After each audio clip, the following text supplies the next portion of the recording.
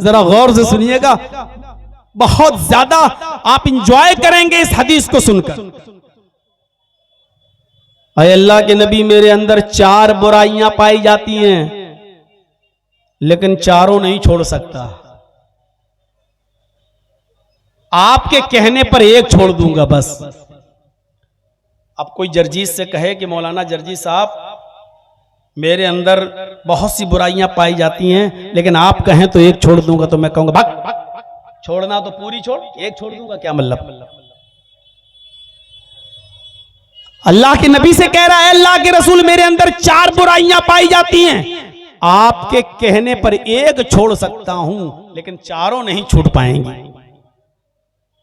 तो आपने कहा अच्छा ये बताओ कि बुराइयां क्या क्या हैं, बुराइयां क्या क्या हैं, तब हम बताएं कि कौन सी बुराई छोड़ दो। कहा अल्लाह के नबी सल्लल्लाहु अलैहि वसल्लम, पहली बुराई है कि मैं रात में शराब पीता हूं। नौजवानों जरा सुनिएगा,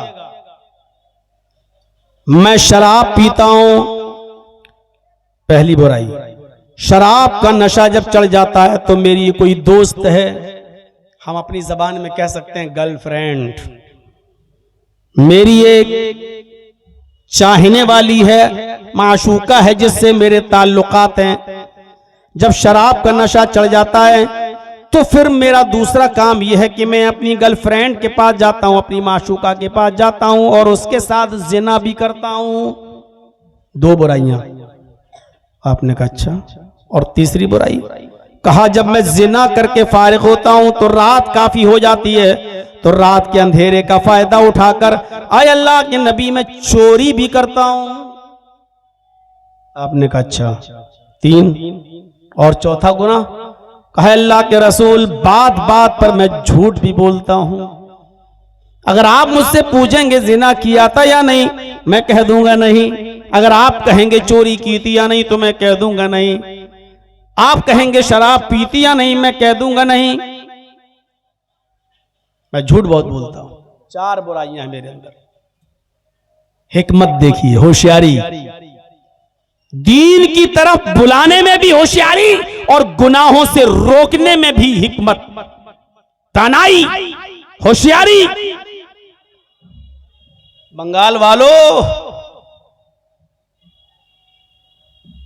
तुम तो इलेक्शन और चुनाव के मौके पर भी होशियारी नहीं अपना पा रहे हो। इस्लाम तो दीन के अंदर भी दानाई और हिकमत की बात कर रहा है, बुराइयां रोकने में भी हिकमत। तुम अपने दुनियावी मामले में भी हिकमत नहीं अपना पा रहे हो। आज नॉर्मल किस्म की गाय खरीदोगे ना, नॉर्मल किस्म की गाय, तो वो भी 10 से 15 हजार से कम नहीं मिलेगी। नॉर्मल किस्म का बकरा भी अगर आप खरीदोगे ना, तो वो भी 5 से 10 हजार से नीचे नहीं मिलेगा। और एक नॉर्मल किस्म का कुत्ता भी अगर आप खरीदोगे तो वो भी 5000 4000 से कम नहीं मिलेगा आपको। नॉर्मल किस्म का कुत्ता, नॉर्मल किस्म के कुत्ते की कीमत फिर भी 4000 5000 है। आ जाइएगा हमारी बस्ती में, आ जाइएगा हमारे इलाके में, 200 200 500 500 रुपए में वोट खरीद लिए जाते हैं। ये 500 रुपया लो, कल वहां मोहर लगा देना, वोट बटन दबा देना जहां मैं कह रहा हूं। हमारे वोट की कीमत, हमारे जमीर की कीमत, हमारी हैसियत 500 और 1000 रुपए से ज्यादा की नहीं है। इसीलिए हमें ये दिन देखना पड़ रहे हैं, हमें ये दिन अपनी आंखों से देखना पड़ रहे हैं मेरे भाइयों। हम अपना फैसला नहीं कर पाते हैं। तो मेरे साथियों, उसने कहा अल्लाह के रसूल, मैं शराब पीता हूं, फिर जिना करता हूं, फिर चोरी करता हूं, और उसके बाद मैं झूठ भी बोलता हूं, एक छोड़ सकता हूं। कोई कहे जर्जी साहब, एक लड़की से मोबाइल पे बात भी करता हूं, मेरी दोस्ती है कॉलेज की लड़की से, मैं शराब भी पीता हूं, आप बताइए कौन सी चीज छोड़े। मैं कहा हट हट हट, क्या कहूंगा, हट, मुझसे बात मत करना, इतना गंदा है तू इंसान। अल्लाह के रसूल ने उससे ये नहीं कहा कि बड़े गंदे इंसान हो। आप बुराई से नफरत करते थे, बुरे इंसान से नहीं। आपने कहा अगर आज मैंने इसको भगा दिया तो ये इस्लाम भी छोड़ बैठेगा और ये गुनाह भी करता रहेगा। आपने उससे कहा इधर आओ इधर आओ इधर आओ, करीब किया, उदनु मिन्नी, करीब हुआ। आपने उससे कहा शराब पीते हो जी, जिना भी करते हो जी, चोरी भी करते हो जी, सब रात में करते हो जी, झूठ भी बोलते हो कि हाँ, तो चारों नहीं छोड़ पाओगे? नहीं, अल्लाह के रसूल चारों नहीं छोड़ूंगा। फिर एक छोड़ दिए। तो आपने कहा एक तो छोड़ोगे ना? कहा हाँ एक छोड़ दूंगा। आपने कहा अच्छा झूठ बोलना छोड़ दो। क्या कहा? झूठ बोलना छोड़ दो। हंसने लगा, कहता अल्लाह के रसूल लड़की छुड़वाई होती तो मुश्किल होता, शराब छुड़वाई होती तो मुश्किल होता, चोरी छुड़वाई होती तो मुश्किल होता, आपने झूठ छुड़वाया, ये तो बाएं हाथ का काम है। वादा करता हूं झूठ नहीं बोलूंगा। आपने कहा ऐसे नहीं, मेरे हाथ पर हाथ रखकर बैठ कर।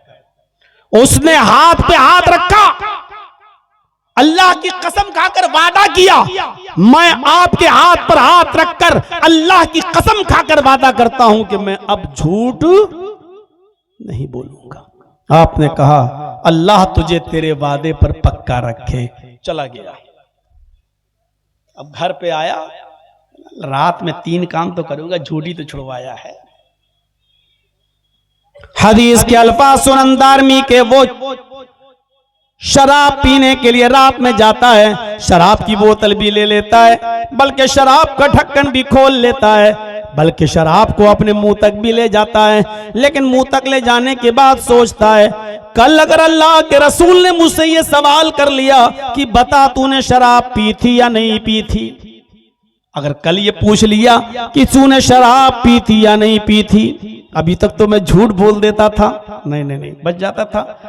अब अगर कल अल्लाह के रसूल ने पूछ लिया कि शराब पीती या नहीं पीती, और अगर मैंने ये कह दिया कि हाँ पिया था, तो जब मुजरिम खुद अपने जुर्म को कबूल कर लेगा, जब मैं खुद इकरार कर लूंगा, तो अब किसी गवाह की जरूरत नहीं है। फिर मुझे 40 कोड़े मारे जाएंगे, मैदान में खड़ा करके अल्लाह के रसूल कहेंगे इसको 40 कोड़े लगाओ, इसने खुद एतराफ किया है, इसने खुद कबूला है कि मैंने शराब पी। और अगर मैं ये कह देता हूं कि नहीं मैंने शराब नहीं पी, तो एक बुराई छोड़ने का वादा करके आया हूं और अल्लाह की कसम खाकर वादा करके आया हूं। यहां तो बात बात पे कसम खाई जाती है, इतनी कसमें खाई जाती हैं कि अपनी कसमों की गिनती वो हम खुद नहीं कर पाते हैं। हर बात पे अल्लाह की कसम, हर बात पे अल्लाह की कसम। उसने एक बुराई छोड़ने के लिए अल्लाह की कसम खाई और उसके बाद उस पर कायम रहा। उसने कहा मेरे इन हाथों ने मोहम्मद रसूलुल्लाह के हाथों को छू लिया है, अब मैं झूठ नहीं बोलूंगा, लिहाजा शराब ही नहीं पीऊंगा। शराब पी लियो, कहीं पूछ लिया तो कोड़े मारे जाएंगे, और अगर झूठ बोल दिया तो बच तो जाऊंगा, लेकिन मैंने तो वादा किया है झूठ नहीं बोलूंगा, झूठ ही छोड़। शराब छोड़ दिया, अरे शराब नहीं पीऊंगा तो क्या मर जाऊंगा? चलो दिमाग तो खराब था ही, शराब छोड़ दिया। अब दिमाग में गया, लेटा लड़की के साथ उसकी रान पर, उसकी गोद में सर रखकर कहने लगी आज तुम टेंशन में लग रहे हो। कि हाँ टेंशन में हूं। क्यों, क्या हुआ? अरे ऐसा सा ख्याल है, चलो यार आओ। दोनों ने कपड़े उतार लिए, बरहना हो गए। अचानक सोचता है कि अगर आज मैं इस लड़की के साथ मिल लिया, जिना कर लिया, कहीं कर अल्लाह के रसूल फिर ये सवाल कर बैठे बता तूने कल किसी लड़की के साथ जिना तो नहीं किया? मैंने अगर कह दिया कि हाँ मैंने जिना किया, अगर मैंने कह दिया हाँ किया, तो कुआरा होने की वजह से मुझे 100 कोड़े मारे जाएंगे। एक कोड़ा खाने की ताकत तो है नहीं, 100 कोड़े कैसे खाएंगे? और अगर मैंने कह दिया कि नहीं मैंने जिना नहीं किया, तो ये झूठ हो जाएगा, और मैंने अल्लाह की कसम खाकर वादा किया कि मैं झूठ नहीं बोलूंगा। उसने लड़की को भी धक्का दिया, हट मैं तेरे साथ भी नहीं मिलूंगा, अगर मिलता हूं तो 100 कोड़े, और नहीं झूठ बोलता हूं तो मैं झूठा, और झूठ छोड़ने का मैंने वादा कर लिया है, नहीं मिलूंगा। आगे बढ़ता है, चोरी करता और चोरी करने में कामयाब, सोना चुरा लिया, चांदी चुरा ली, जेवरात चुरा लिए, थैले में भर लिए, उस घर से वापस आने लगता है, सोचता है अगर अल्लाह के रसूल ने पूछ लिया कि बता कल तूने चोरी की थी या नहीं, और मैंने कह दिया हाँ, तो हाथ काटा जाएगा, और अगर कह दिया नहीं तो ये झूठ होगा। उसने जो सामान जहां से चुराया था वहीं रख दिया, सीधे आया, घर आया, सो गया, फजर की अजान हुई, चला गया, नबी के पीछे नमाज पढ़ा, अल्लाह के नबी ने सलाम फेरा, उसको अगली सफ में देखा, आपने उसको बुलाया, इधर आओ, आज की रात कैसी गुजरी, सर नीचे कर ले। आपने कहा नौजवान मैं कुछ पूछूंगा नहीं तुमसे, मैं सिर्फ इतना पूछना चाहता हूं, आज की रात कैसी गुजरी, कल तो बहुत हंस रहे थे तुम। कहा अल्लाह के नबी जब आपने कहा झूठ छोड़ देना तो मुझे हंसी आई, आपकी अकल पर कोई बहुत बड़ा काम थोड़ी छुड़वा रहे हैं आप हमसे, झूठ छोड़ने के लिए कह रहे हैं, लेकिन मुझे नहीं मालूम था कि झूठ ही तमाम बुराइयों की जड़ है। आपने झूठ छुड़वाया, इस झूठ ने मेरी सारी बुराइयां छुड़वा दी। कल मैंने जिना भी नहीं किया, चोरी भी नहीं की, शराब भी नहीं पी, और झूठ छोड़ने का वादा तो कर ही लिया आपसे। आपने कहा मैं जानता हूं अल किस्बु रासुज़्ज़ुनूब, झूठ ही तमाम बुराइयों की जड़। ईमानदारी के साथ बताइए कैसी हिकमत है, नेकियों की तरफ बुलाने में भी हिकमत, नमाज की तरफ बुलाना, नमाज पढ़ने लगे तब कहना रोजा, रोजा भी रखने लगे तब कहना ज़कात, ज़कात भी देने लगे तब कहना हज, एक एक करके नेकियों की तरफ भी हिकमत और बुराइयों से रोकने में भी हिकमत। आज हमारे पास क्या हिकमत है, आज हमारे पास क्या मंसूबा है, बोलिए। सारी बताते तो ये मुसलमानों में बुराई, वो मुसलमानों में बुराई। मेरे भाइयों, इस समाज और मुआशरे के अंदर जाकर एक एक बुराई को रोकने की कोशिश करिए आप, एक एक बुराई।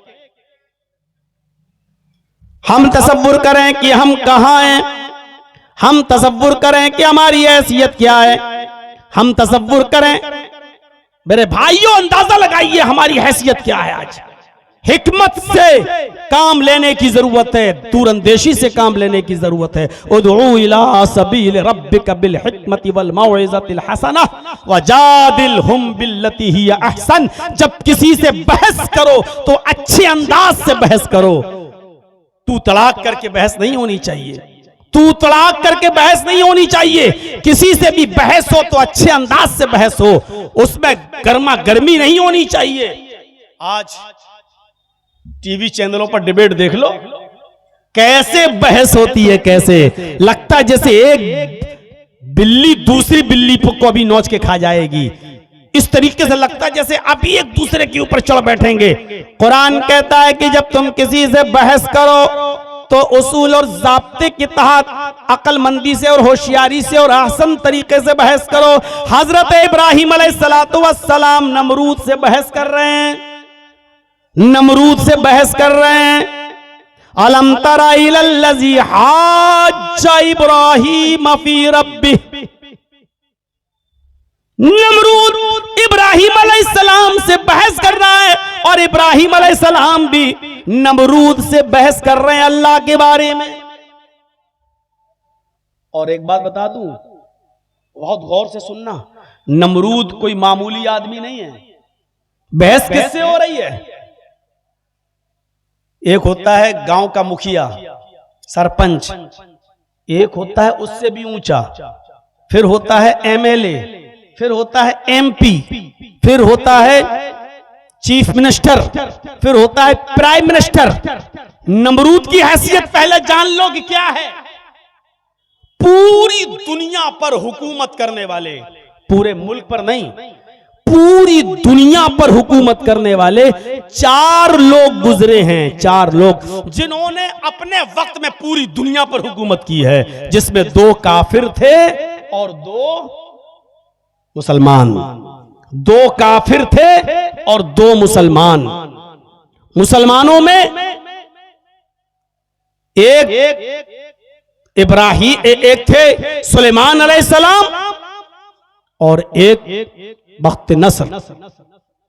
मेरे भाइयों, और काफिरों में दो, जुल्करनैन, सुलेमान अलैहिस्सलाम मुसलमानों में, और जुल्करनैन, ये दो मुसलमान थे जिन्होंने पूरी दुनिया पर हुकूमत की है, और दो काफिरों ने पूरी दुनिया पर हुकूमत की है। दो काफिरों ने, उन काफिरों में एक का नाम है नमरूद और दूसरे का नाम है बख्त नसर। ये दो काफिर थे जिन्होंने पूरी दुनिया पर हुकूमत की है। तो पूरी दुनिया पर हुकूमत करने वाला कौन है? नमरूद। ये गांव का सरपंच नहीं है, ये गांव का मुखिया नहीं है, ये गांव का प्रमुख नहीं है, ये एमएलए नहीं है, ये एमपी नहीं है, ये चीफ मिनिस्टर भी नहीं है, ये प्राइम मिनिस्टर भी नहीं है, बल्कि पूरी दुनिया पर हुकूमत करने वाला है, पूरी दुनिया पर। और इब्राहिम अलैहिस्सलाम किससे मुनाजरा कर रहे हैं, किससे डिबेट कर रहे हैं? जो पूरी दुनिया का हाकिम वक्त है, पूरी दुनिया पर हुकूमत करता है। तौहीद इंसान के अंदर इतनी बहादुरी पैदा कर देती है, एक अल्लाह की इबादत इतनी बहादुरी पैदा कर देती है कि इंसान पूरी दुनिया के बादशाह के सामने टकरा जाता है। बात कितने अच्छे अंदाज में होती है, देखिए, बहस में तू तलाक नहीं, बहस में गाली गलूज नहीं, बहुत आसान और अच्छे तरीके से इब्राहिम अलैहिस्सलाम ने कहा, मेरा रब वो है, रब्बी अल्लज़ी युही व युमीत। आए नमरूद, मेरा रब वो है जो जिंदा करता है और मारता है, मेरा रब वो है जो जिंदगी देता है और जो मौत के घाट उतारता है, वो मेरा रब है। तो नमरूद ने कहा, ये काम तो मैं भी कर सकता हूं, मैं भी जिंदगी देता हूं, मैं भी मौत, उही व उमीद, अना उही व उमीद, ये तो मैं भी कर सकता हूं। एक आदमी जेल में बंद था जिसको फांसी और मौत की सजा थी, उसको जेल से निकाला, कहा देखो इसको कल कत्ल होना था, इसकी गर्दन उड़ाई जाना थी, इसको सजा थी, मैंने माफ कर दिया, जाओ इसको छोड़ दिया। देखो मैंने भी एक को जिंदगी दे दी।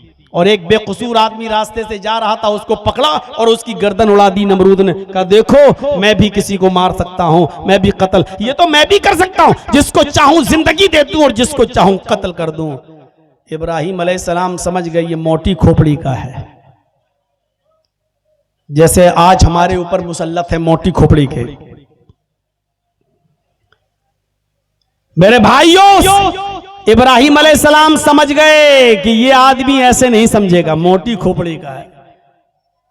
इब्राहिम अलैहिस्सलाम ने झट से ऐसी दलील पेश कर दी, हक्का बक्का रह गया।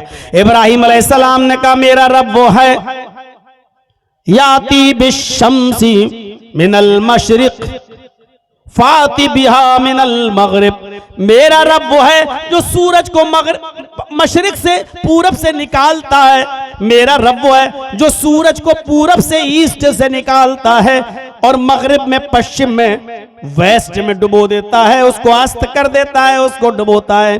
ये मेरा रब है जो सूरज को पूरब से निकालता है और पश्चिम में डुबो देता है। अगर तू अपने आप को रब कहता है, तू अपने आप को खुदा कहता है, तो मगरिब से निकाल, पश्चिम से निकाल कर पूरब में डुबो के दिखा। बुहितल्लज़ी कफर। समझ गया कि इब्राहिम अलैहिस्सलाम ने ऐसी चीज करने को कहा है जो मेरे बाप दादा भी नहीं कर पाएंगे। छठी का दूध याद आ जाएगा। कितनी अच्छी तरीके से डिबेट हो रही है, न लड़ाई, न झगड़ा, न दंगा, न फसाद, और पूरी दुनिया के बादशाह से टकरा रहे हैं इब्राहिम अलैहिस्सलाम। मैं तुझे रब नहीं मान सकता, मेरा रब वो है जो सूरज को पूरब से निकालता है और पश्चिम में डुबोता है। अगर तू खुदा है तो पश्चिम से निकाल के पूरब में डुबो, नहीं कर पाया। इब्राहिम अलैहिस्सलाम ने कहा, तू मेरा खुदा नहीं हो सकता। दावत दो तो हिकमत से। इब्राहिम अलैहिस्सलाम ने भी तो हिकमत से दावत दी, समझाते रहे। जब लोग नहीं माने, जब रास्ते पे नहीं आए, तो क्या किया? बुत खाने में घुस गए। आप मत घुस जाइएगा, हिंदुस्तान में रह रहे हो। इब्राहिम अलैहिस्सलाम बुत खाने में घुस गए, सारे बुतों को तोड़ दिया और जो सबसे बड़ा बुत था उसको छोड़ दिया। देखिए अक्लमंदी, तानाई देखिए, होशियारी देखिए। जो सबसे बड़ा बुत था उसको छोड़ दिया और जिस कुल्हाड़ी से सारे बुतों को काटा था, तोड़ा था, वही कुल्हाड़ी बड़े वाले बुत के गले में टांग दी और चले आए। अब ये लोग सब मेले से वापस आए तो देखा किसी की गर्दन कटी है, किसी का हाथ कटा पड़ा है, किसी का पेट फटा पड़ा है, कोई औंधे मुंह डला है, कोई ऐसे। ये मेरे माबूदों के साथ, मेरे खुदाओं के साथ ये हालत किसने की? किसी एक ने कहा कि इब्राहिम के अलावा कौन हो सकता, वही हमारे माबूदों को बुरा भला कहता। कहा बुला के लाओ। जब बुलवाया, इब्राहिम अलैहिस्सलाम से कहा कि ये मेरे इन बुतों की, इन माबूदों की हालत किसने की? इब्राहिम अलैहिस्सलाम सारे बुतों को देखकर कहते हैं, ओह ये तो बहुत बुरी दुर्गत बनाई है इनकी। किसने बनाई? लोगों ने कहा मैं तुमसे पूछ रहा हूं कि किसने बनाई, ये हालत कैसे हुई? इब्राहिम अलैहिस्सलाम अक्लमंदी देखिए, दानिशमंद, हिकमत ऐसे देखते हुए, अरे कुल्हाड़ी इसके गले में लटकी है, पूछ रहे हो तुम मुझसे? इसके गले में कुल्हाड़ी लटकी, इसी ने मारा होगा इन सबको, हमसे क्या पूछ रहे हो? जो बुलवाना था वो देखिए अंदाज। हाय इब्राहिम, तुम अच्छी तरीके से जानते हो ये बड़ा बुत उतर भी नहीं सकता, कुल्हाड़ी पकड़ भी नहीं सकता, चल भी नहीं सकता, यहां आ भी नहीं सकता, कुल्हाड़ी चला भी नहीं सकता, मार भी नहीं सकता, ये कुछ नहीं कर सकता, फिर ये कैसे कत्ल करेगा, कैसे मारेगा? यही कहलवाना था इब्राहिम अलैहिस्सलाम को। कहा तुमने तो खुद ही जवाब दे दिया। मेरे भाइयों, यही तो मैं तुम्हें समझाता हूं कि जो उतर न सके, जो चल न सके, जो खा न सके, जो पी न सके, जो यहां तक ना आ सके, बल्कि जिनको मारा वो भी तुम्हारे खुदा थे। जो अपने आप को ना बचा सकें वो तुम्हें क्या बचाएंगे? जो अपनी टांग कटने से अपनी हिफाजत ना कर पाए, अपनी गर्दन कटने से अपनी हिफाजत ना कर पाए, वो तुम्हें क्या बचाएंगे? इसीलिए तो कहता हूं उसकी इबादत करो जिसने हम सबको पैदा किया, उसी के सामने झुको। समझ गए कि यही आदमी है। जवाब तो नहीं था उनके पास, लेकिन चलो अब तुम्हें आग में डाला जाएगा। लेकिन दलील दी तो हिकमत के साथ, दानाई के साथ। वो अलग बात है कि तौहीद की दावत में परेशानियां तो आएंगी, इब्राहिम अलैहिस्सलाम के ऊपर भी परेशानियां आई, लेकिन गाली नहीं दी, बुरा भला नहीं कहा, हिकमत के साथ कितने अच्छे स्टाइल में समझाया। अरे जब ये उतर नहीं सकते, चल नहीं सकते, बैठ नहीं सकते, और ये जिनको मारा है वो अपने आप को बचा नहीं सकते, तो तुम्हारी हिफाजत क्या करेंगे? ये दलील थी, मंतिकी दलील भी थी और अकली दलील भी थी। मेरे भाइयों, कुरान कहता है ऐसे ही लोगों को उदउ इला सबील रब्बिका बिल हिकमा, ऐसी हिकमत और होशियारी और दानाई के साथ लोगों को दीन की तरफ बुलाओ, बहुत होशियारी के साथ, और बहस करो तो अच्छे तरीके से करो। है हमारे पास बहस का तरीका? जरा अंदाजा लगाइए आप। हम तो अपने हालात का सही जायजा नहीं ले सकते। आपको पता नहीं आप अंगार किस अंगार पर बैठे हुए हैं, हम और आप। और सोशल मीडिया पे चले जाइए तो चर्चों पे चर्चे करवा लो। मेरे भाइयों, कभी कभी हमें दबकर भी समझौते करना पड़ते हैं। खुद हमारे नबी जनाब मोहम्मद रसूलुल्लाह सल्लल्लाहु अलैहि वसल्लम ने भी दबकर समझौते किए हैं। यहां सीना तानने की जरूरत नहीं। मौलाना जर्जिस एक बोल रहा ना वहां यूपी में, एक पार्टी का जिम्मेदार, मौलवी जर्जिस डरपोक है, खुद ही भाग जाए बंगाल, हम क्यों जाएं, वो डरपोक है। इस तरीके की बात। कभी कभी समझौते बड़ी अक्लमंदी और दानिशमंदी के साथ भी होते हैं। वो मिसाल मेरी आपने पढ़ी होगी, सुनी होगी। एक तालाब पर बकरी भी पानी पी रही है और शेर भी पानी पी रहा है।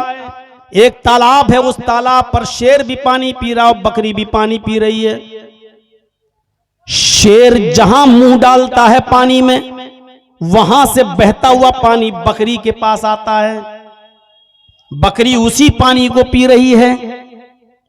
तो शेर का झूठा पानी बकरी को मिल रहा है, बकरी की तरफ से पानी बहता हुआ शेर की तरफ नहीं जा रहा है। शेर जहां मुंह डाल रहा है वहां से पानी बहता हुआ बकरी के पास आता है और बकरी उसी पानी को पीती है। जब दोनों पानी पी चुके तो शेर ने कहा गुर्राते हुए, तूने मेरा पानी गंदा क्यों किया? तूने मेरा पानी गंदा क्यों किया? झूठा क्यों किया? कौन कह रहा है? शेर। उल्टा, यानी कहते, इसी को कहते हैं उल्टा चोर कोतवाल को डांटे। शेर कह रहा है बकरी, तूने मेरा पानी झूठा क्यों किया? बकरी कहती है हुजूर, पानी तो आपकी तरफ से बहता हुआ आ रहा है, मैं तो आपका झूठा पानी पी रही हूं, मेरा झूठा पानी आप थोड़ी पी रहे हैं। पानी तो आपकी तरफ से बहता हुआ मेरे पास आया, हमने तो आपका झूठा पानी पिया। शेर कहता है अच्छा, तो तू मुझसे मुंह भी चलाती है, जबान भी चला रही है, तुझे बोलना भी आता है, तू मेरे सामने बात करने की भी हिम्मत करती है। शेर आगे बढ़ा और उसने अपने पंजों से उस बकरी को फाड़ दिया। मैं शेर किसको कह रहा हूं और बकरी किसको कह रहा हूं ये समझ लो तो पूरी तकरीर समझ में आ जाएगी तुम्हारे।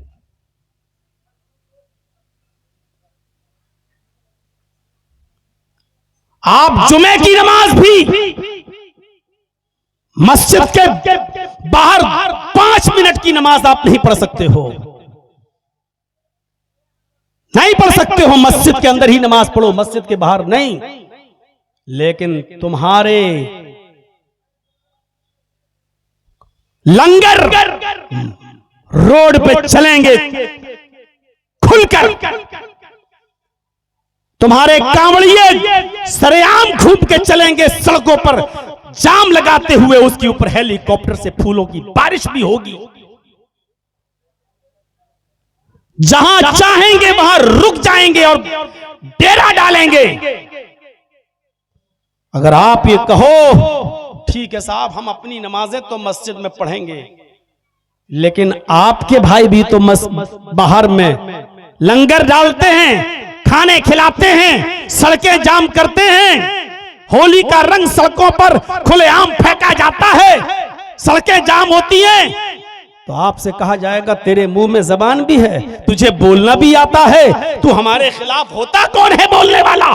मेरे भाइयों, यही चीज मैं समझाने की कोशिश कर रहा हूं बंगाल के लोगों को, जिसकी बुनियाद पर हमें आज चैनल वाले डिबेट में लाने की कोशिश करते हैं और दिखाते हैं कि देखो ये कितना भयभीत कर रहा है मुसलमानों को, ये कितना डरा रहा है मुसलमानों को।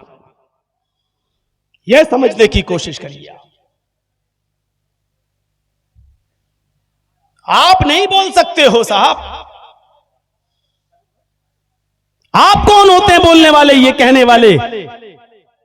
आप हमारे इलाके में आ जाइए, मंगल का दिन पूरा का पूरा हॉर्न, गाड़ियां सब जाम हो जाते हैं हॉर्न देते देते, क्योंकि वहां लंगर चलता है, खाने पीने का दौर चलता है। और गुरुद्वारे में चले जाइए चांदनी चौक पर मेरे भाइयों, हर संडे को हमारे सिख भाइयों का लंगर चलता है, पूरा रास्ता जाम हो जाता है। लेकिन आपने अगर 5 मिनट की नमाज पढ़ ली तो सारी आफतें और सारी मुसीबतें आप पैदा कर रहे हैं, रास्ते आप जाम कर रहे हैं। अगर आपने ये कह दिया कि आपके अंदर भी ऐसा हो रहा है, ये लोग ऐसा कर रहे हैं, तो तेरे अंदर जबान भी है, तू बोलता भी है, तेरे मुंह में जबान भी है। ये सूरत हाल है आज हमारी। इस कंडीशन को समझने की जरूरत है, हिकमत को। मेरे भाइयों, शेर ने शिकार किया गधे का, भेड़िए ने शिकार किया बकरी का, लोमड़ी ने शिकार किया खरगोश का। 3 जानवरों ने 3 जानवर को मारा। याद रखना, शेर ने किसको मारा? गधे को। भेड़िए ने किसको मारा? बकरी को। लोमड़ी ने किसको मारा? खरगोश को। अब शेर ने कहा भेड़िए से, भेड़िए बताओ कौन सा जानवर कौन खाएगा, तुम इंसाफ करो। शेर ने कहा, जज किसको बना दिया? भेड़िए को। तुम बताओ कौन सा जानवर कौन खाएगा। भेड़िया शेर के जुल्म को समझ नहीं पाया, ये नहीं जानता था कि ये शेर इतना जालिम है, वो समझ नहीं पाया। उसने कहा बहुत आसान है। कहा क्या आसान है? कहा गधा आपने मारा, बड़ा भी है, गधा आप खा लीजिए। बकरी मैंने मारी, मेरे हिसाब की ठीक है, बकरी मैं खा लेता हूं। और लोमड़ी ने खरगोश मारा, ये लोमड़ी खरगोश खा लेती है। तीनों ने 3 जानवर मारे, अपना अपना जानवर सब खा लें, आप गधा खा लो, मैं बकरी और लोमड़ी खरगोश। शेर ने कह दरा इधर थप्पड़ मारा, इतना बेकार फैसला, और पकड़ा और उसको उठा के फाड़ दिया, कत्ल कर दिया, नोच डाला उसको। अब ये भी मर गया। कमीना, फैसला करना आता नहीं, फैसला करने चले गए। लोमड़ी से कहा कमीना ये फैसला ही करना नहीं जानता, पता नहीं कहां से सीख के आया था। तुम बताओ कौन सा जानवर कौन खाएगा, तुम फैसला करो। लोमड़ी ने तो भेड़िए का हाल देख लिया। लोमड़ी कहती वाकई बड़ा पागल था, कमीने को फैसला करना ही नहीं आता था। अच्छा तो तुम्हारा फैसला क्या है?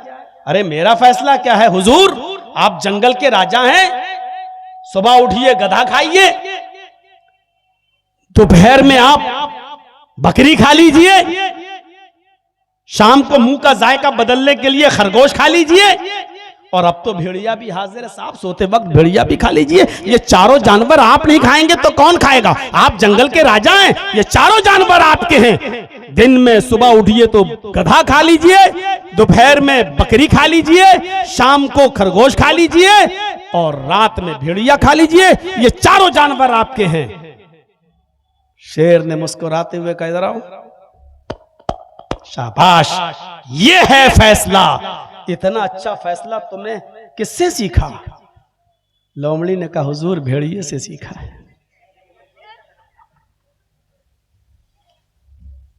लोमड़ी ने कहा हुजूर भेड़िए से सीखा है। शेर ने कहा तुम समझदार हो। समझदार थी, जान बचा ली। यही समझदारी की जरूरत है, यही समझदारी की जरूरत है। मैं जानता हूं बहुत से लोगों के कलेजे मुरझा रहे होंगे कि मौलवी जर्जीस तो हमारा पत्ता गोल करने आ रहा है।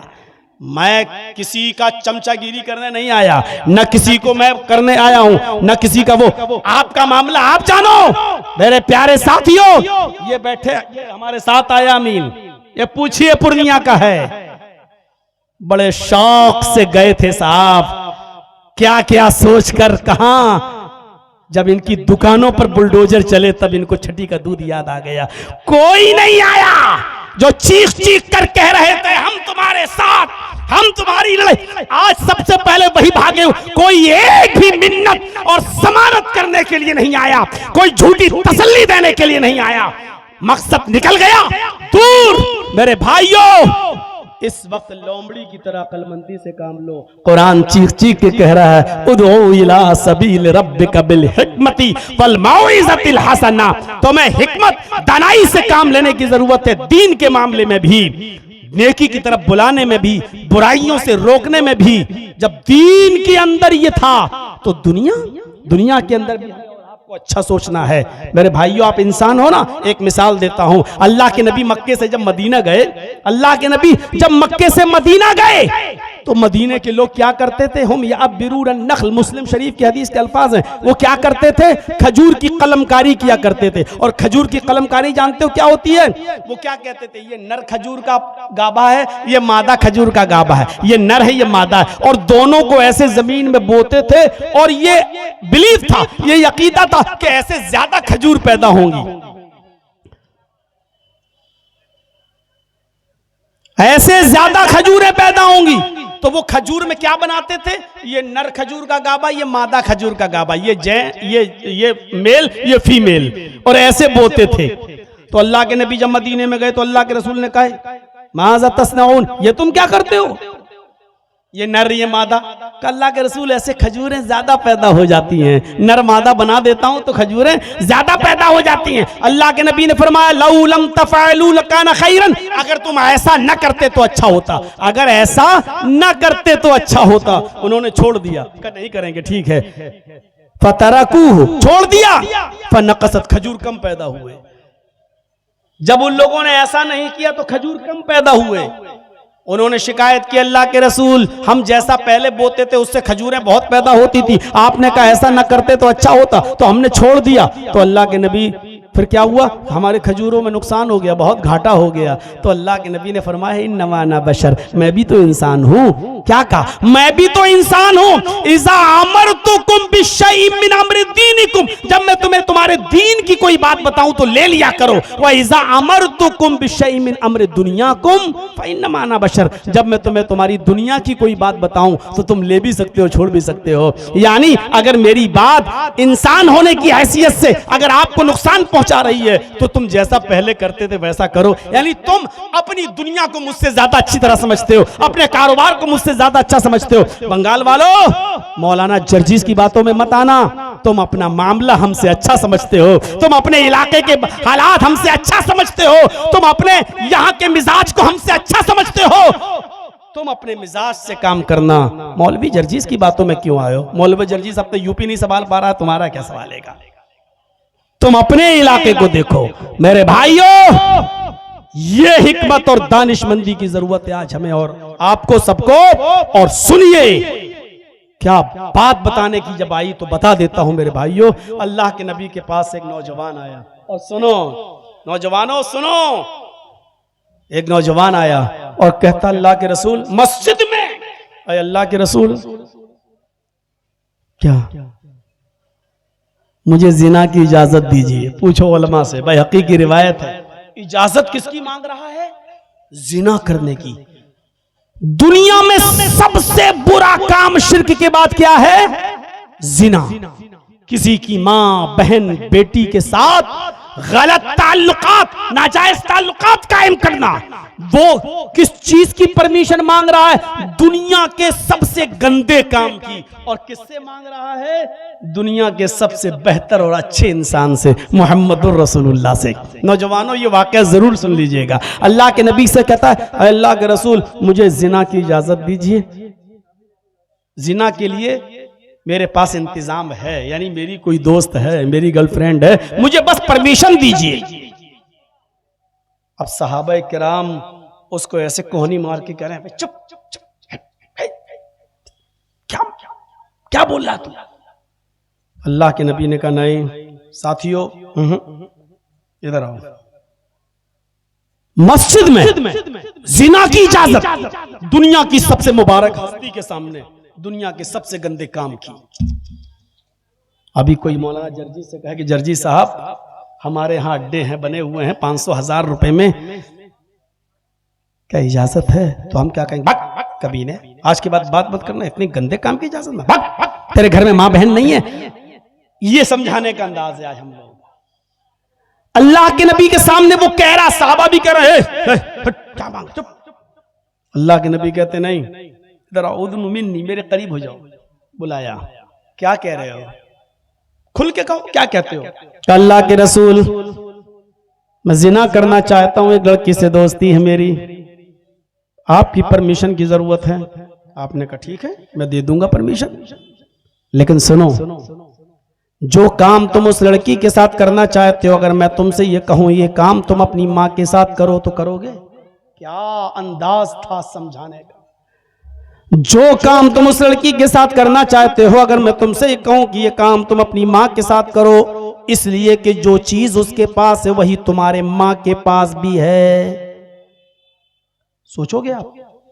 उसने कहा फिदा का भी वो उम्मी या रसूल अल्लाह, अय अल्लाह के नबी मेरे माँ बाप आप पर कुर्बान, मैं ऐसा नहीं कर सकता। कौन शरीफ इंसान है जो अपनी माँ के साथ जिना करेगा? आपने कहा अच्छा ठीक है, अपनी बहन के साथ ये काम करोगे? उसने कहा अल्लाह के नबी सल्लल्लाहु अलैहि वसल्लम मेरे माँ बाप आप पर कुर्बान, कोई भी शरीफ इंसान अपनी बहन के साथ भी ये काम नहीं करेगा। आपने कहा अपनी बेटी के साथ ये काम करोगे? उसने कहा अल्लाह के नबी कोई भी शरीफ इंसान अपनी बेटी के साथ भी ये काम नहीं कर सकता। आपने कहा अच्छा ऐसा करो, अपनी खाला के साथ ये काम कर लो। उसने कहा कोई शरीफ इंसान अपनी खाला के साथ भी ऐसा नहीं कर सकता। आपने फरमाया अपनी फूफी के साथ ये काम कर लो। कहता मेरे माँ बाप आप पर कुर्बान, आए अल्लाह के नबी, कोई भी शरीफ इंसान अपनी फूफी के साथ भी ये काम नहीं कर सकता। आपने कहा जिस लड़की के साथ तुम जिना की परमिशन मांग रहे हो वो भी किसी की माँ होगी, वो भी किसी की बहन होगी, वो भी किसी की बेटी होगी, वो भी किसी की फूफी होगी, वो भी किसी की खाला होगी। जब तुम अपनी बहन और बेटी के साथ अपनी माँ के साथ ये काम करना गवारा नहीं कर रहे हो और ये भी नहीं चाहते हो कि कोई दूसरा तुम्हारी माँ बहन बेटी के साथ ये काम करे, तो फिर दूसरा ये कैसे चाहेगा जिसकी वो बहन होगी बेटी होगी भी, वो कैसे पसंद करेगा कि मेरी बहन के साथ मेरी बेटी के साथ मेरी फूफी के साथ ये गलत काम हो? कैसे बर्दाश्त करेगा? बोलो तुम करोगे? कहा नहीं। तो फिर वो कैसे करेगा अगर उसको पता चलेगा तो? कहने लगा अल्लाह के नबी आपने जैसे समझाया मुझे अच्छी तरीके से इल्म हो गया, मेरे सर पे हाथ फेरिए और मेरे लिए दुआ करिए। अल्लाह के नबी ने उसके सर पे हाथ फेरते हुए फरमाया आए अल्लाह इस नौजवान की नजरों की हिफाजत फरमा। उस नौजवान का बयान है कि उस दिन की तारीख से फिर मेरी नजर किसी लड़की तो छोड़ो किसी हराम चीज की तरफ फिर मेरी नजर नहीं उठी। इस अंदाज से समझाते थे, डायरेक्ट ये नहीं कहते थे भाग जिना की इजाजत लेने आया, नहीं। आपने कहा इधर आओ, समझाया तो ऐसे समझाया कि ये काम क्या तुम अपनी माँ के साथ करोगे, अपनी बहन के साथ करोगे, अपनी बेटी के साथ करने को तैयार हो, अपनी फूफी और चची के साथ करने को तैयार हो। उसने हर बात पे कहा नहीं। आज भी किसी से पूछा जाए तो वो यही कहेगा कि नहीं, मेरे इटावा में एक रिक्शे वाला था, बहुत पुरानी बात है, मेरे इटावा में एक रिक्शे वाला था, एक अमीर आदमी उस आदमी के रिक्शे पर बैठता है और इत्तेफाक देखिए उससे कोई झगड़ा हो जाता है किसी बात का, वो अमीर आदमी बड़ा सोर्स वाला था, उसने मारा पीटा और झगड़े का इल्जाम उस लड़के के ऊपर, उस रिक्शे वाले उस गरीब आदमी के ऊपर लगा दिया और उसको जेल भिजवा दिया और ऐसा घिनौना इल्जाम लगवाया जिस पर उसको 4 साल की सजा होती है। उसके बाप नहीं थे, उस लड़के की माँ नहीं थी, सिर्फ एक बहन थी, वो बहन भी 17-18 साल की हो चुकी थी। उसको सिर्फ जेल में फिक्र थी तो अपनी बहन की फिक्र थी कि मेरी बहन पूरी जिम्मेदारी मेरे ऊपर, मैं अपनी बहन के हाथ पीले करने वाला था, उसकी शादी रिक्शा चला चला कर कमा कमा कर अपनी बहन की शादी करने की तैयारी कर रहा था, लेकिन मुझे को जेल में डाल दिया गया। 4 साल तक उसने अपनी बहन का चेहरा नहीं देखा और 4 साल के बाद जब अपनी सजा पूरी करने के बाद जब अपने घर लौटा तो क्या देखता है कि मेरे गांव का एक बुजुर्ग आदमी, मेरे गांव का एक मोतबर आदमी मेरी बहन को अपने घर में अपनी बेटी की तरह रखे हुए हैं। उसने उसकी परवरिश की, खिलाया पिलाया और आराम से रखा। उसके बाद वो लड़की, वो बहन जब अपने भाई के सीने से चिपकती है, रोती है, आंखों में आंसू आते हैं, तो इस लड़की ने रोते हुए कहा कि भाई अगर ये अब्बू ना होते, ये बुजुर्ग ना होते तो आपकी बहन मुंह दिखाने के लायक न रहती। मैंने सोच लिया था कि अपने भाई को जेल से छुड़ाने के लिए मुझे कुछ भी करना पड़े, मुझे अपना जिस्म ही क्यों ना बेचना पड़े, लेकिन मैं आपको जेल से छुड़ाऊंगी। लेकिन इस बुजुर्ग ने मेरी बड़ी इज्जत की है, अपनी बेटी की तरह रखा है, इसलिए मेरा हौसला बढ़ता गया। आए मेरे भाई, अगर ये बुजुर्ग ना होता तो आज आपकी बहन आपको मुंह दिखाने के लायक ना होती। जैसे उसने ये कहा, इस रिक्शे वाले भाई ने अपनी बहन का मुंह पकड़ लिया और कहा खामोश, चुप, खामोश। दुनिया में ऐसा कोई मर्द पैदा ही नहीं हुआ है जो मेरी बहन पर गलत नजर डाल सके। उसने मुस्कुराते हुए कहा भाई अपनी बहन पर इतना गर्व कैसे? उसने कहा बहन पर गर्व नहीं, मुझे अपने आप पर गर्व है। मेरी बहन, तेरा भाई रिक्शा चला चला कर तेरे जहेज का इंतजाम करता है, तेरा पेट पालता था। एक ही सपना था कि मैं अपनी बहन का घर बसा सकूं। मेरी बहन, तेरे भाई के रिक्शे पर कॉलेज की लड़कियां भी बैठती हैं, स्कूल की लड़कियां भी बैठती हैं। तेरा भाई अपने गमछे से सीट साफ करता है और उन लड़कियों को बिठाकर उनको कॉलेज तक, उनके स्कूल तक पहुंचाता है। मेरी बहन, तेरे भाई के रिक्शे पर अब तक जितनी भी लड़कियां बैठी हैं तेरे भाई ने उनको अपनी बहन की नजर से देखा है, तेरे भाई ने उनको अपनी बहन की नजर से देखा है। जब मैंने किसी की बहन बेटी पर गलत नजर नहीं डाली, जब मैंने हर एक को अपनी बहन की नजर से देखा है, जब मैंने किसी की बहन पर गलत नजर नहीं डाली, तो ऐसा कौन माँ का लाल है जो मेरी बहन पर गलत नजर डाले।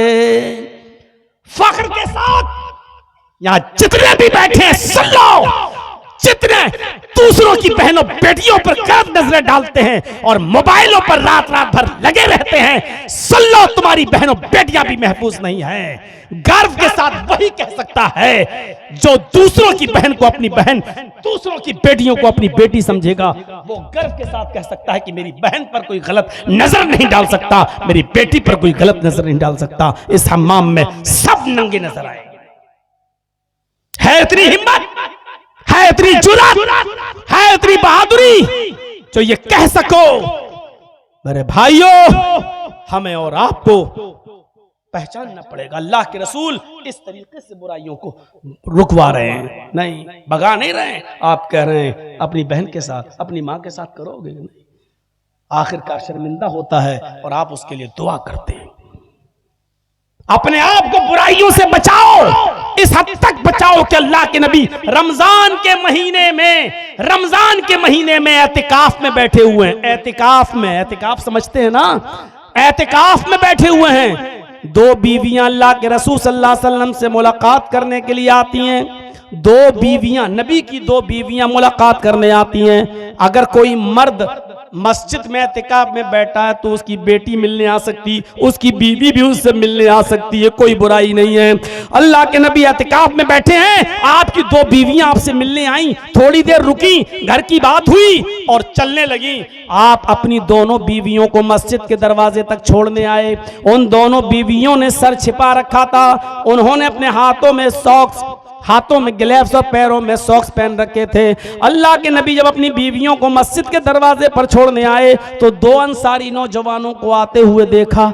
आपने उन दोनों अंसारियों को बुलाया, आए अंसारी नौजवानों इधर आओ। वो दोनों नौजवान अंसारी जब अल्लाह के नबी के करीब आते हैं तो आप कितनी शानदार अंदाज में कहते हैं, आए नौजवानों, आए अंसारियों, ये दोनों मेरी बीवियां हैं, ये दोनों मेरी बीवियां हैं, शक मत करना।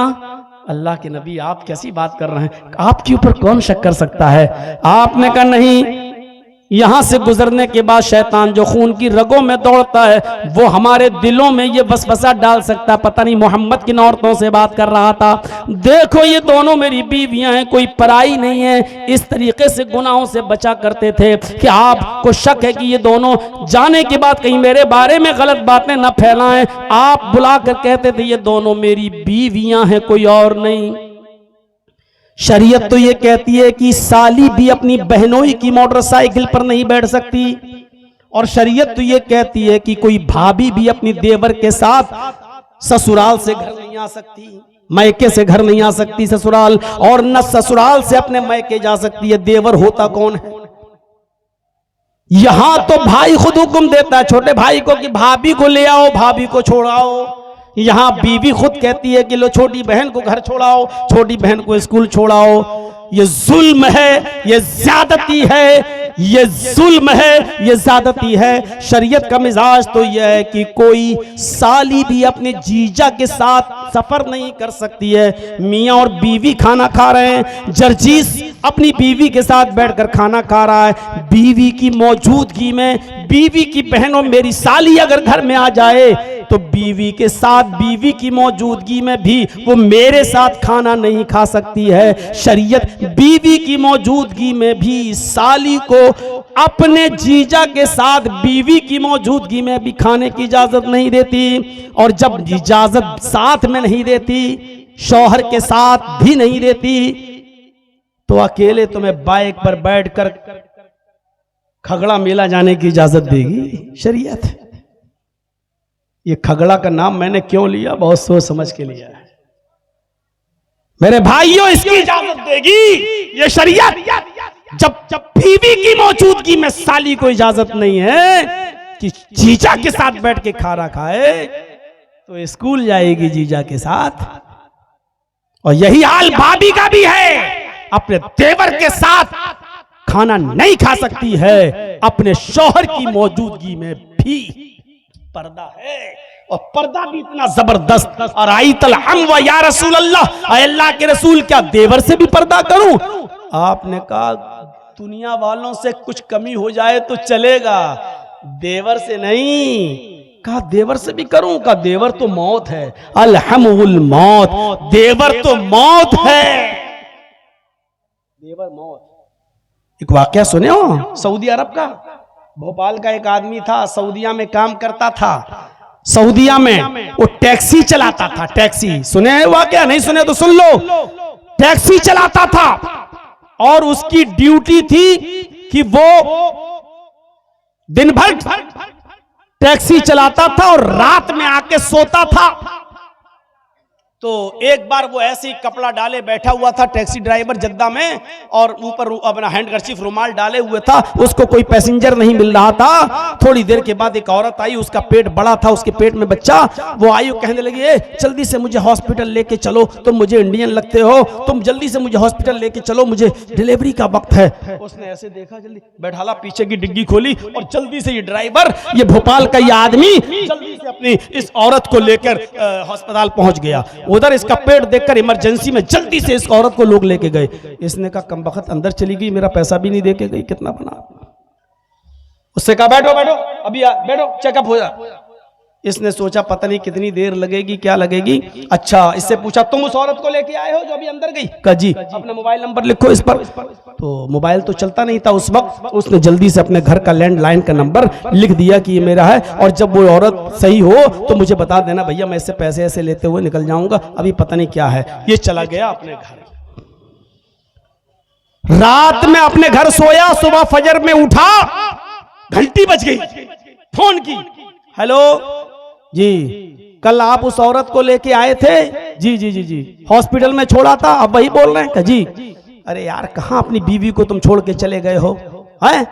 बताओ, बेचारी रात भर परेशान रही, जल्दी आओ, जल्दी आओ, तुम्हें याद कर रही है, लड़का हुआ है तुम्हें। उसने कहा, ए डॉक्टर, दिमाग ठीक है तेरा?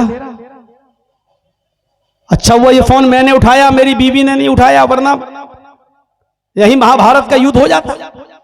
आ रहे हो या नहीं आ रहे हो? इंडियन लोग बड़े कमीने होते हैं, पहले ये सब कर लेते हैं, बाद में कहते हैं कि बीवी नहीं है मेरी, इधर जल्दी आओ, नहीं तो अभी पुलिस भेजता हूं तुम्हारे घर। नहीं नहीं नहीं, मैं आ रहा हूं। सीधे गया ड्राइवर टैक्सी चलाते हुए और सीधे उसी रूम में पहुंचा जहां ये लड़की औरत थी, और डांटते हुए कहता, कमबख्त चुड़ैल नागिन डाइन, मैं ही मिला था हैं इस बच्चे का बाप कहलाने के लिए, तुझे शर्म नहीं आई? मैंने तेरे साथ हमदर्दी की और यहां तक लेके आया, बजाय मेरे पैसे देने के इस बच्चे का बाप मुझे बता रही है। अब वो रो के कहती, अरे आपको क्या हो गया है? थोड़ी सी लड़ाई में आप इतनी बड़ी सजा दे रहे हैं। अरे हर मियां बीवी में लड़ाई हो जाती है, थोड़ी सी सजा का आप इतना बड़ा मुझे अरे वो तो गले पड़ गई इसके। इसने कहा, डॉक्टर साहब ये मेरी बीवी नहीं है। बहुत हुज्जत चली, वो कहती है अल्लाह की कसम इसी का बच्चा है, और ये कहता है अल्लाह की कसम इसका बच्चा मेरा बच्चा नहीं है। मामला इतना तूल पकड़ गया, इतना तूल पकड़ गया कि डॉक्टरों ने आके कहा, अच्छा रुको, अभी डीएनए टेस्ट करता हूं तुम्हारा इस बच्चे के खून से। और जैसे ही बच्चे का ब्लड और इसका ब्लड लिया तो औरत कहती है कि डॉक्टर साहब, मशीनें कभी कभी गलत रिपोर्ट भी दे देती हैं। अभी आदमी कहता, चुप, गलत रिपोर्ट दे देती हैं मशीनें, गलत रिपोर्ट देती हैं, तू गलत है। डॉक्टर ने कहा कोई बात नहीं, 2 दिन में पता चल जाएगा, जाओ 2 दिन के बाद आना। अब ये 2 दिन के बाद जब रिपोर्ट आई तो डॉक्टर ये गया भागते हुए, कहा डॉक्टर साहब क्या हुआ? डॉक्टर साहब ने उसी औरत के सामने इसकी रिपोर्ट पेश करते हुए कहा, ये झूठी है, तुम बिल्कुल सही हो, डीएनए टेस्ट से ये साबित हो गया कि ये बच्चा तुम्हारा नहीं है, ये झूठी है, मक्कार है ये औरत। अब औरत कहती, डॉक्टर साहब मैंने कहा था ना कि मशीनें कभी कभी गलत रिपोर्ट दे देती है, ये डॉक्टर साहब ये बिल्कुल गलत है, मैं फिर कसम खा के कहती हूँ ये इसी का बच्चा है। अब ये कहता, चुप चुप चुप, तेरी पोल सामने खुल गई है, तू नालायक औरत है, पता नहीं किसका पाप अपने पेट में पालती हो मेरे ऊपर। अब गरीबान पकड़ लेती है, डॉक्टर साहब इसी का बच्चा है। डॉक्टर साहब सर पकड़ के कहते, छोड़ इसको, अरे मेरी बहन, मैं कैसे बताऊं तुझे, इसकी रिपोर्ट में आया ये बच्चा है ही नहीं इसका। कहा नहीं, इसी का बच्चा है। कहा डॉक्टर साहब ने, बहन इसकी रिपोर्ट बताती है ये बाप बन ही नहीं सकता, और तुम कह रही हो कि ये बच्चा इसका है, ये तो बाप बन ही नहीं सकता। इसकी रिपोर्ट में साफ आया है कि ये बाप बनने के लायक ही नहीं है। अब इसका दिमाग चकराया। क्या क्या कह रहे हो, मैं बाप नहीं बन सकता? डॉक्टर साहब मेरे 6 बच्चे हैं। डॉक्टर साहब मेरे पूरी जिंदगी में ऐसा केस नहीं आया है, तुम्हारे 6 बच्चे हैं, रिपोर्ट बता रही तुम बाप नहीं बन सकते हो। अब वो औरत कह रही है, मैंने कहा था ना रिपोर्ट गलत हो जाती है, कभी कभी मशीनें गलत रिपोर्ट देती हैं। ये आदमी कहता चुप चुप चुप, ये तो सही है कि ये बच्चा मेरा नहीं है, लेकिन ये रिपोर्ट गलत है कि मैं बाप नहीं बन सकता। डॉक्टर ने कहा पकड़ो फाइल, घर जाओ और देखो तुम्हारे खेत पर कौन किसान हल जोत रहा है। अब यहां से अब वो आया ड्राइवर, जैसे उसने रखा गाड़ी में फाइल, चलाते हुए कहता है अगर ये रिपोर्ट सही है तो ये बताइए ये हल जोत कौन रहा है मेरे घर में। सीधे घर में घुसा और 10 लाठी 10 डंडे 10 जूते अपनी बीवी को। कह रही क्या हुआ अचानक तुम्हें? कहा ये बता कि ये बच्चे किसके हैं। कहा आप क्यों कैसी बात करते, तुम्हें शर्म नहीं आती अपने बच्चों को? फिर मारा। मेरी रिपोर्ट ये बता रही है कि मैं बाप नहीं बन सकता, ये बता ये बच्चे किसके। नहीं तो उसी वक्त तक मारता रहूं। जब वो तबीयत से पिट चुकी तब कहती है सुनिए मैं बता रही हूं ये आपके बच्चे नहीं है। कहा ये तो मैं जानता ही हूं ये मेरे बच्चे नहीं है, ये बता कि बाप है कौन। कहा कि आपका भाई। कहा क्यों? कहा आप दिन में टैक्सी चलाते हैं, रात में सोते हैं। वो रात में टैक्सी चलाता है, दिन में यही रहता है। ओ तो कहा कि आप बाप बन ही नहीं पा रहे थे, मुझे खुशियां चाहिए थी तो इसलिए मैंने एक बार मिली तो फिर उसके बाद में ताल्लुकात बढ़ गए। 6 बच्चे उसके। उसने कहा यहां अगर तुम्हारी रिपोर्ट करूंगा तो बहुत सख्त सजा मिलेगी, जब बच्चे भी ये मेरे नहीं है इसी के हैं तो अब चलो इंडिया में मैं तुम्हें तलाक देता हूं, अब तुम इसी के साथ तुम इससे शादी करना, इसके साथ रहना, यही तुम्हारी सजा है। बच्चे किसके? छोटे भाई के। इस हदीस की रोशनी में अब बताओ कैसा लग रहा है। अरअयतल हम्वा, देवर के बारे में आपका क्या ख्याल है? अल्लाह के नबी ने फरमाया अलहम्वुल मौत, देवर तो मौत है, ये मौत ही तो हुआ। 6 बच्चे पैदा हो गए पता ही नहीं। अंदाजा लगा रहे हैं। इसलिए मेरे भाइयों पर्दा जरूरी है। और अपनी बीवियों, लेडीज आई हैं क्या? नहीं है ना? ठीक है, अल्लाह शुक्र है, वरना कहती है मौलवी हम ही को मिला था बोलने वाला। अपनी बीवियों पे नजर रखो, अपनी बेटियों पे नजर रखो। कल मुझे साहिबगंज में झारखंड में मेरा प्रोग्राम है, 1.5 घंटे की स्पीच काफी है। मेरे भाइयों अल्लाह से दुआ करता हूं कि बारे इलाह हमें हिकमत के साथ दावत और तबलीग का फरीजा अंजाम देने की तौफीक अता फरमा। और आपसे गुजारिश है चलते चलते मेरे भाइयों मेरे हाथ पर भी इस इदारे का कुछ ताउन फरमा दें। बड़ी मोहब्बत आप हमसे करते हैं, हर साल बुलाते हैं आसपास के एरियो में, तो आज अपनी मोहब्बत दिखा दीजिए। मेरे मांगने पर आप इस इदारे के लिए क्या देते हैं, आप मेरे हाथ पर इस इदारे का ताउन फरमाएं। इंशाअल्लाह अल्लाह ताला आपको जज़ाए खैर अता फरमाएगा। और अल्लाह से दुआ है कि बारे इलाह बंगाल के आने वाले आगामी चुनाव में हमें हिकमत, होशियारी और दानिशमंदी से काम लेने की तौफीक अता फरमा। वमा अलैना इल्लल बलागुल मुबीन। अल्हम्दुलिल्लाहि रब्बिल आलमीन। अस्सलामु अलैकुम व रहमतुल्लाहि व बरकातुहू। लाइए जो देना चाहें वो मेरे हाथ पे दे दें। जज़ाकुमुल्लाह।